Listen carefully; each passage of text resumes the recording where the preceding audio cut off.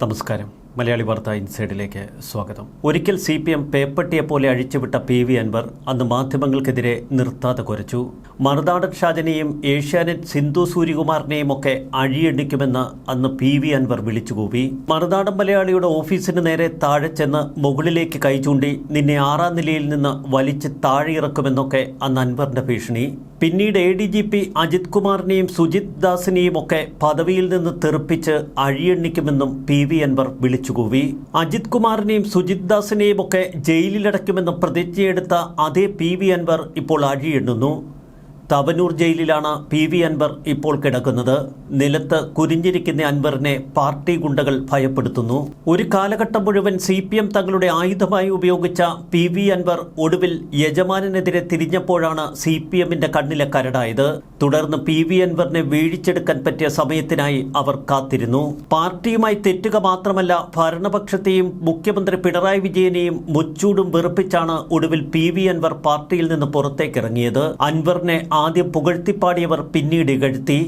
മുഖ്യമന്ത്രിയുടെ ഓഫീസിലേക്ക് ഒരിക്കൽ PV അൻവർ കടന്നു ചെന്നപ്പോൾ അന്ന് ചുവന്ന പരവതാനി വിരിച്ച് സ്വീകരിച്ച P ശശിയെ അടക്കം അൻവർ വലിച്ചെറിഞ്ഞിരുന്നു. പാർട്ടിയിൽ നിന്ന് പുറത്തേക്കിറങ്ങിയ അൻവർ സർവ്വവാതിലുകളിലും ചെന്നുമുട്ടി.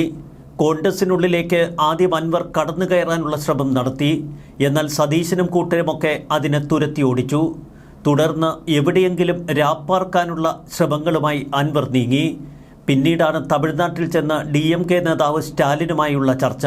എന്നാൽ സ്റ്റാലിനെ വിളിച്ച് പിണറായി വിജയൻ അങ്ങ് വെട്ടിയെറിഞ്ഞു. തുടർന്ന് പശ്ചിമ ബംഗാളിലെത്തി മമതാ ബാനർജിയെ കണ്ട് തൃണമൂൽ കോൺഗ്രസ് പുനരുജ്ജീവിപ്പിക്കാനുള്ള ശ്രമങ്ങൾ നടത്തി. അവിടെയും രക്ഷയില്ലാതെ വന്നതോടെയാണ് DMK എന്ന പേരിട്ട് വിളിച്ച് കേരളത്തിൽ ഒരു സംഘടന തുടങ്ങിയത്.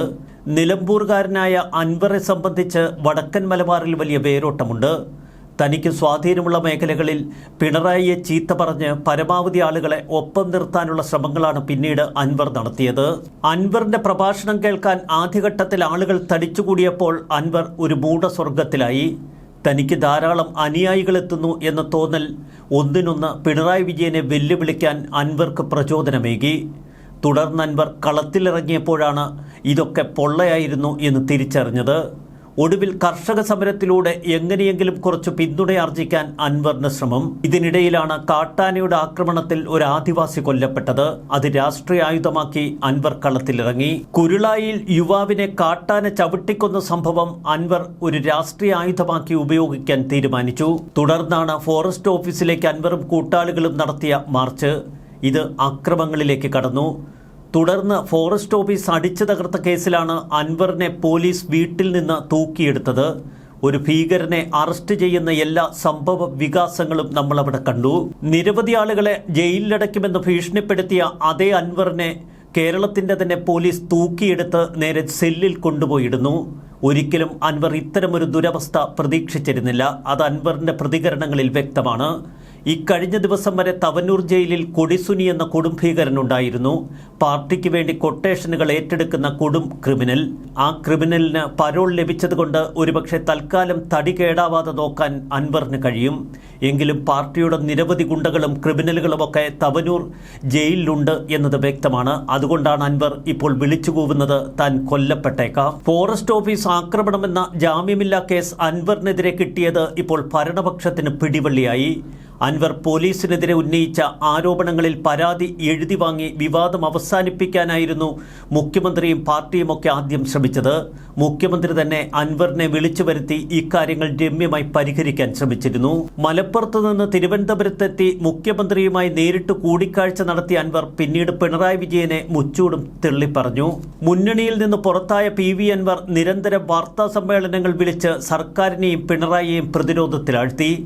തുടർന്ന് പൊതുസമ്മേളനങ്ങൾ നടത്തി വിവിധ സ്ഥലങ്ങളിൽ അൻവർ തന്റെ രാഷ്ട്രീയ കക്ഷിയെ വളർത്താൻ ശ്രമിച്ചു. താൻ ജീവിച്ചിരിക്കുന്നിടത്തോളം കാലം അജിത് കുമാറിനെ DGP ആക്കില്ല, ജയിലിലടയ്ക്കുമെന്നൊക്കെ ഇക്കഴിഞ്ഞ ദിവസം വരെ അൻവർ ആവർത്തിച്ചു പറഞ്ഞിരുന്നു. അതേ അൻവറിനെ ഇപ്പോൾ പോലീസ് തൂക്കിയെടുത്ത് ജയിലിലേക്ക് കൊണ്ടുപോകുമ്പോൾ ഇത് വിധി വൈപരീത്യം അല്ലാതെ എന്തു പറയാൻ. നിലമ്പൂർ ഫോറസ്റ്റ് ഓഫീസ് തകർത്ത സംഭവത്തിൽ കേസെടുത്തതിന് തൊട്ടുപിന്നാലെ നാടകീയമായ ഒട്ടനവധി സംഭവ വികാസങ്ങൾ.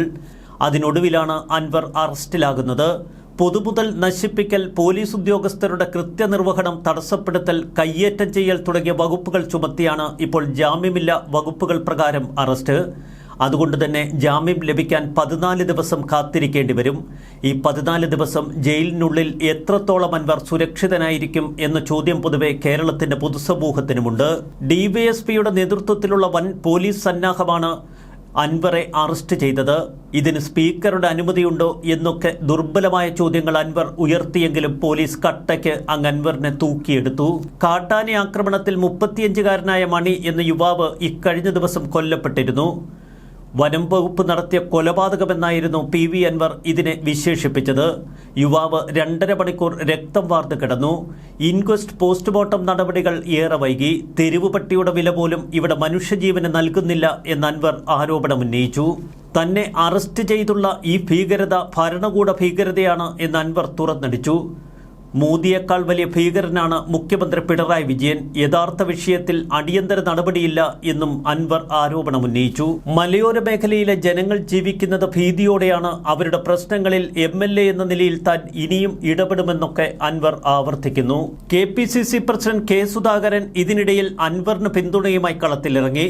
പൊതുപ്രവർത്തകനും MLAയുമാണ് അൻവർ. അദ്ദേഹം പിടികിട്ടാപ്പുള്ളിയല്ല. അറസ്റ്റിന് പോലീസ് അതിവ്യഗ്രത കാട്ടിയെന്നാണ് K സുധാകരൻ പറഞ്ഞത്. CPM സമ്മേളനവുമായി ബന്ധപ്പെട്ട് റോഡടച്ച് സ്റ്റേജ് കെട്ടിയപ്പോൾ അന്ന് കേസെടുക്കാൻ പോലീസ് മടി കാണിച്ചു. പാർട്ടി സെക്രട്ടറി MV ഗോവിന്ദൻ ഉൾപ്പെടെ കണ്ടാലറിയുന്നവരുടെ കൂട്ടത്തിലായിരുന്നു. PV അൻവർ MLAയെ 14 ദിവസത്തേക്ക് ഇപ്പോൾ റിമാൻഡ് ചെയ്തിരിക്കുന്നു. ജാമ്യാപേക്ഷ നൽകാത്തതുകൊണ്ട് തന്നെ അതുമായി ബന്ധപ്പെട്ട നടപടിക്രമങ്ങൾ ഉണ്ടായില്ല. തവനൂർ സബ് ജയിലിലേക്കാണ് അദ്ദേഹത്തെ ഇപ്പോൾ മാറ്റിയിരിക്കുന്നത്. പോരാട്ടം തുടരുമെന്ന് മാധ്യമപ്രവർത്തകരോട് പോലീസ് കസ്റ്റഡിയിൽ നിന്ന് അൻവർ വിളിച്ചു പറഞ്ഞു.